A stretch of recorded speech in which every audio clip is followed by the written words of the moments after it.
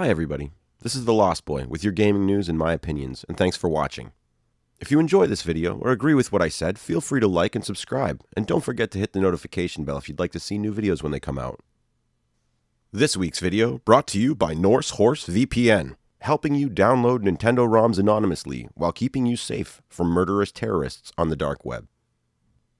Several days ago, the news hit that the husband and wife owners of LoveRoms.com and LoveRetro.co have agreed to a $12 million settlement with Nintendo. This agreement came after a fairly highly publicized lawsuit where Nintendo sued the owners of those two websites for copyright infringement due to many Nintendo ROMs that the site had been hosting. In addition to paying $12 million to Nintendo, the owners of the websites have also agreed to relinquish both domain names and all infringing copyrighted material to Nintendo.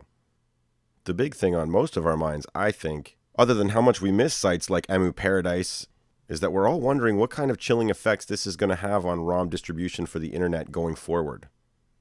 Are we all going to need to buy a subscription to Norse Horse VPN and start searching around on the dark web? I certainly understand Nintendo needs to protect their property, but I don't have to like how this is turning out. The next thing I want to talk about is that Activision seems to be tanking right now thanks to a combination of the recent Diablo Immortal controversy alongside some very poor performance for Destiny 2. I probably don't need to explain what the controversy is surrounding Diablo Immortal, but briefly, in case you haven't heard, a new mobile-only game from the Diablo series was announced to a room full of PC Diablo enthusiasts, and surprisingly, they weren't super happy about it. A lot of people have been going back and forth over whether or not this is worth complaining about. Personally, I can see both sides of the argument. I think it was very unwise to do that reveal in front of that particular audience. I don't see how they couldn't have anticipated how wrong that was going to go. So personally for me, that was just a terrible decision. Second of all, there are some fans who are pretty upset that this seems to be a reskin of another crappy mobile game, and I understand why they would be upset about that. However, some fans actually don't seem to mind so much, and their main concern is that the game will eventually wind up on PC. However, at this point, Activision has stated that that's not going to happen. This is another instance where I see the point of PC gamers. I mean, why can't they just put it on PC? So what if it's a crappy reskin? Don't you want the money from the PC gamers too? It doesn't make sense. The last thing I have to say about the Diablo thing is, if you're one of the people who's complaining about this right now, you better not be one of the people who winds up paying money into it. Because if you are, that just makes you one of the biggest hypocrites in gaming.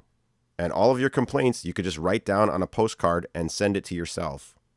So please, if you have a problem with the new Diablo Immortal release, just do everyone a favor, follow your better instincts, and leave your wallet in your pocket. The other thorn in Activision's side has been a poorly performing Destiny 2. It's been performing so badly that they actually put the game up for free on PS Plus in September, and it's currently free right now for PC on Battle.net. When I heard about this, I actually briefly considered signing up for a Battle.net account to get the game for free.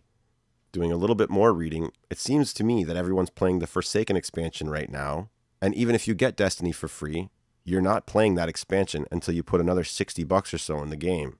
With that information, it was pretty easy to take a pass. And that tells me you might have a little bit of trouble giving your game away for free.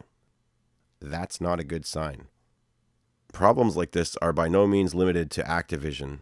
Big successful gaming companies are acting more and more like this as time goes by. In my view, companies like Activision have lost sight of the most important ingredients for long-term success, making the best games possible and focusing more on impressing and retaining current fans than new and innovative ways of emptying the wallets of those fans. Well, that's it for this week's video. Let me know any of your thoughts about this week's topics or anything else in the comments section below. Thanks again for watching. Your views and support mean a lot. Always remember your happy thought, and I'll see you next time.